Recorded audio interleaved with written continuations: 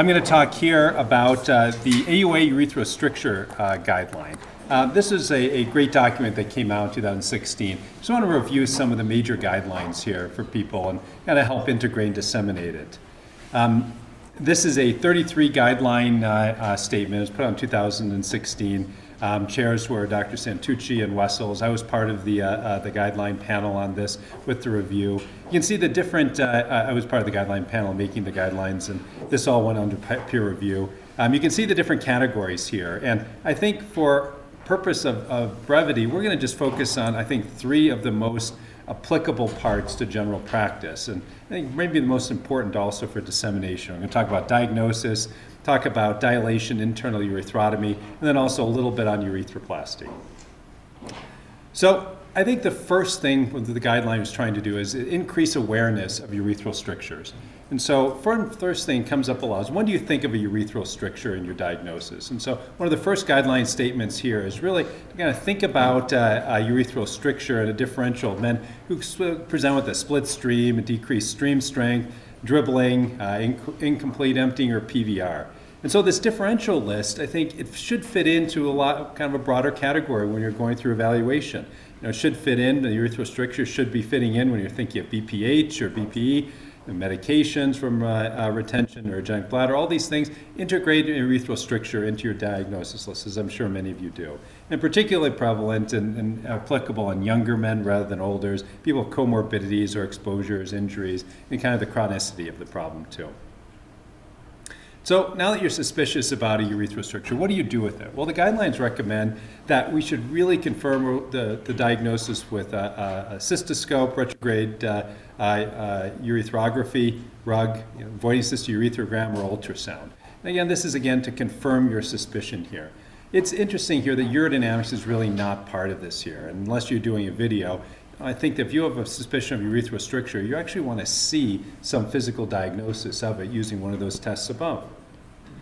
And uroflow also is not a great rule-out test for urethral stricture. You can see a typical stricture uroflow pattern. This is actually from a patient who has one. Lower Qmax, broad plateau, voiding curve, and compared to a normal there. But this is also very common in other things, particularly BPH. BPH many times has this exact same voiding curve.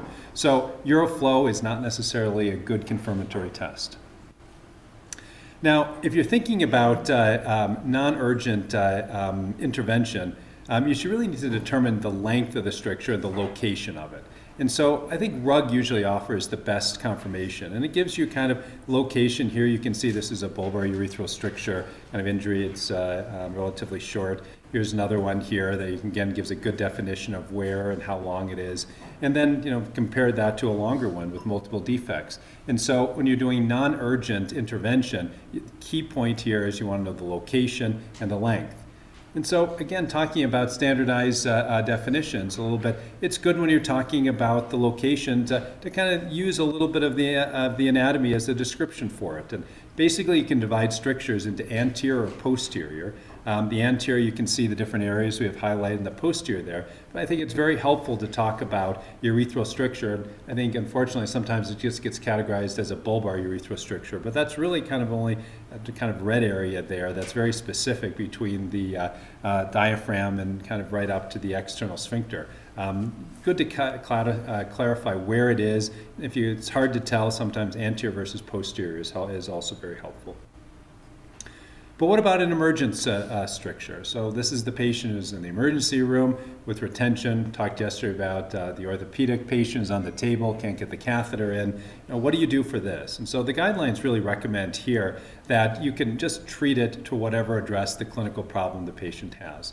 And I think for an urgent intervention, anything you need to do to get the catheter in is acceptable, whether that's dilation, endoscopic, however you feel like you can do it. And so an urgent treatment of a stricture is a little bit different management than the one that you're thinking of from an elective basis.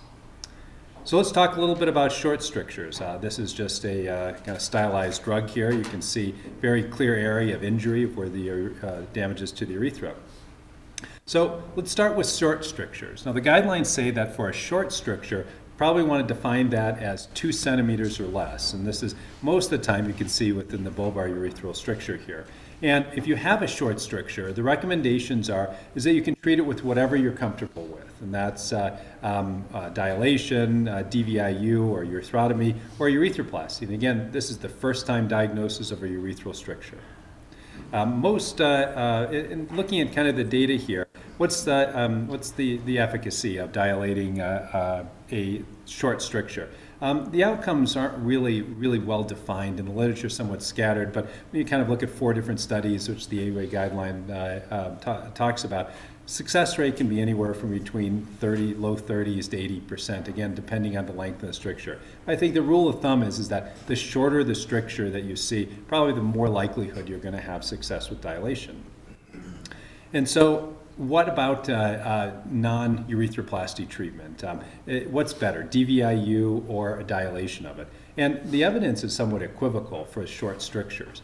Somewhat may be limited because of the amount of data that's available, but the recommendation from the guidelines is that either a dilation or a DVIU are acceptable.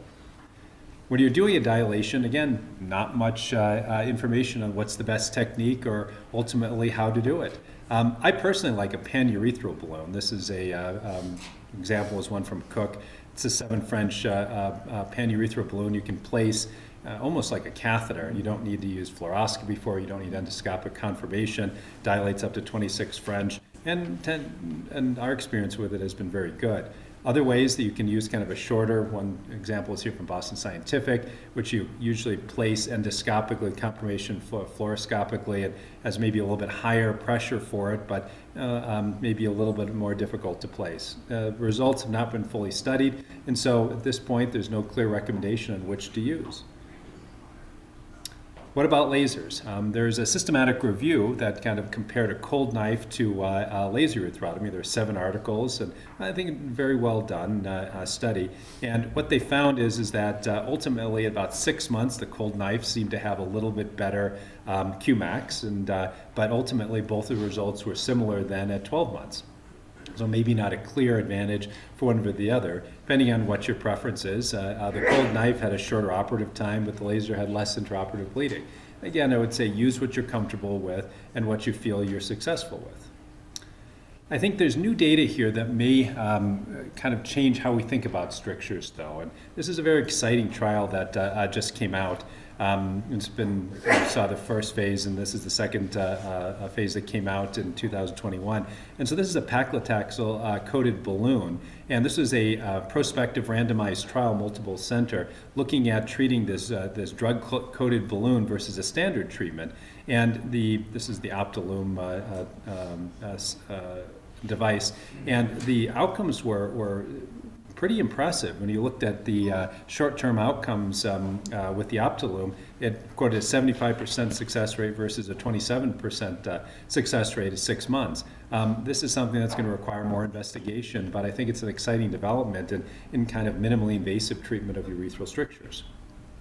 The idea of having some type of adjunct has been around for a while, and I was at the Leahy Clinic and was part of some of the initial developments of looking at mitomycin for treating strictures here. And when kind of looking here at a meta-analysis, Pang et al. Did a nice compilation of this, and mitomycin seems to have the best effect when you're doing some other type of injection with a stricture. But again, this is comparing many times with different outcomes and different time frames, and there's limitations of being able to extrapolate data.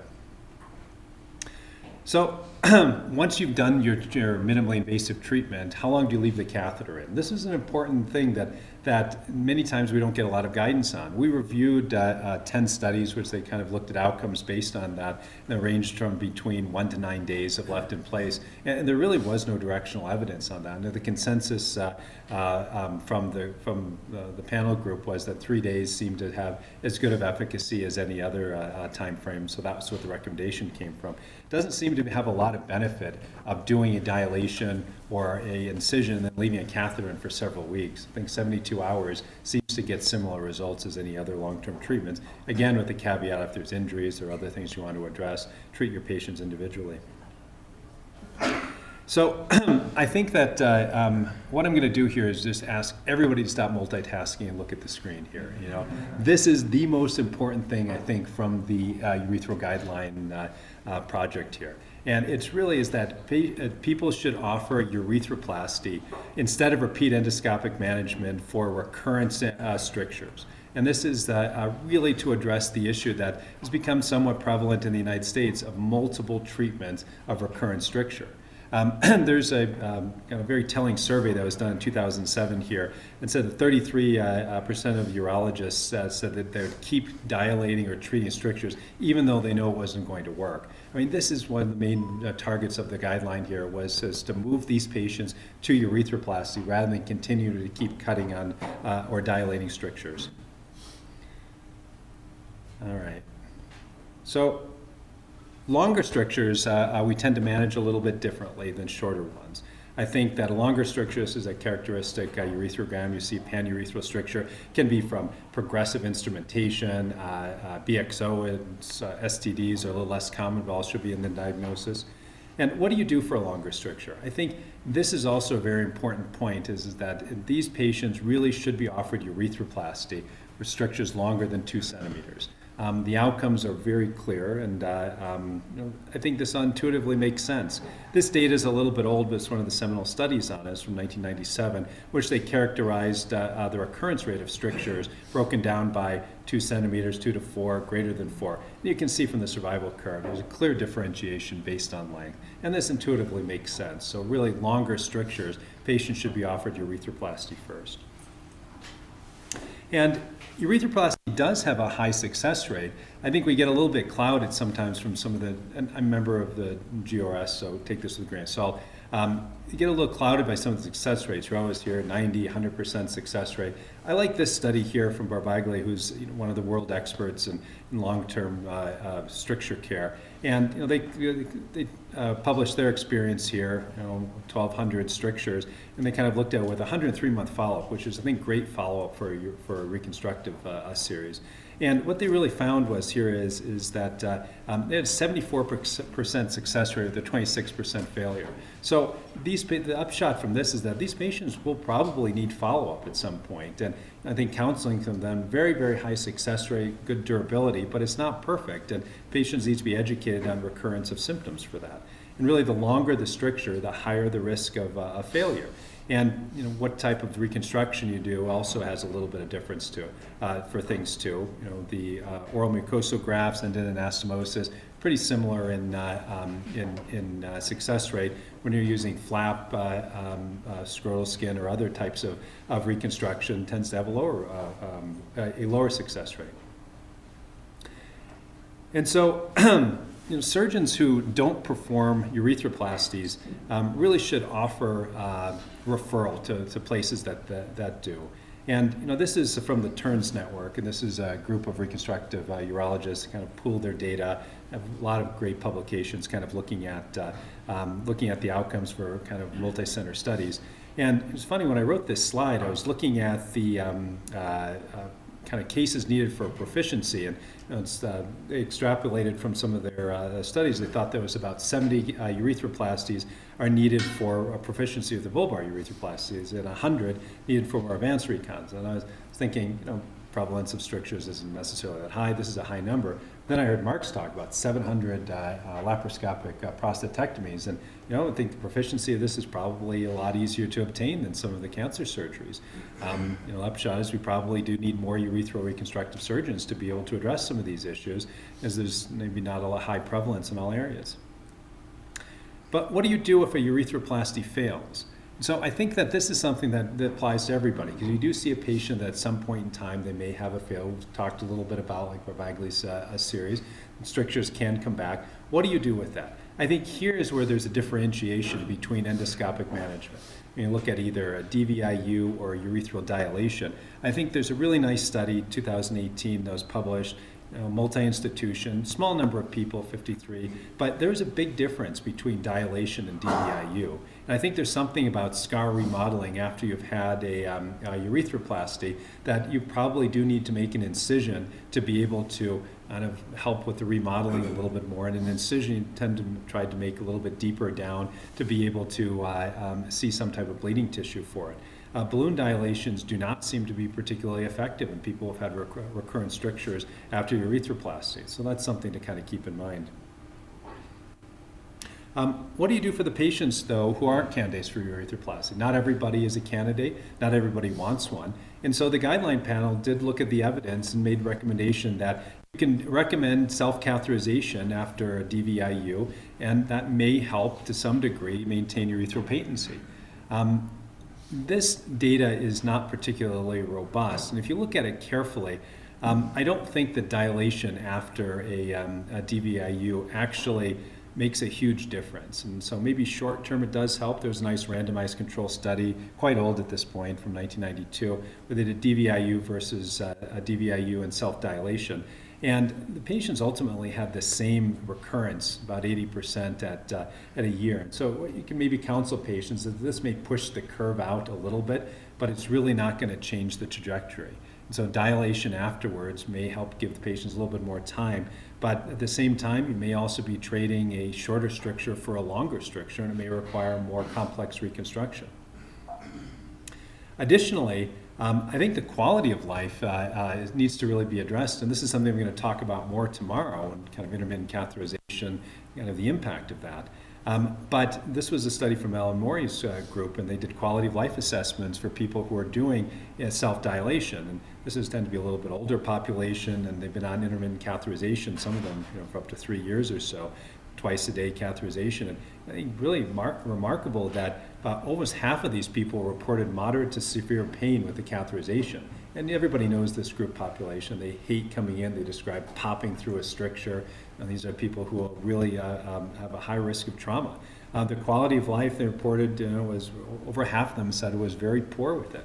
And the predictors of poor quality of life is younger people, it bothered them more proximal stricture, which was harder to catheterize, actually bothered them more, and as difficulty pathing, increasing difficulty made it even worse. And so I'd caution people, I think dilation with catheterization after a DVIU or a dilation is acceptable in some people, but this should be part of the counseling with it about what are the effects from this.